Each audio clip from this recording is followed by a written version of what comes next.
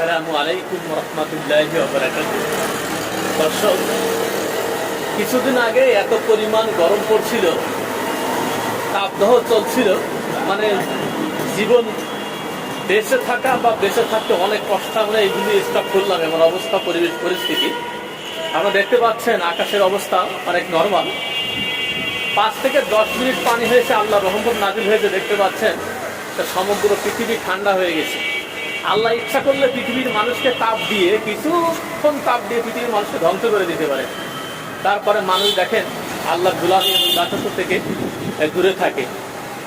সামান্য বৃষ্টিতে পৃথিবী একবার শীতল হয়ে গেছে।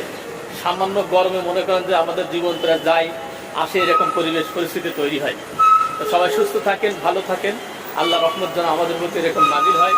আসসালামু আলাইকুম ওয়া রাহমাতুল্লাহি ওয়া বারাকাতুহু।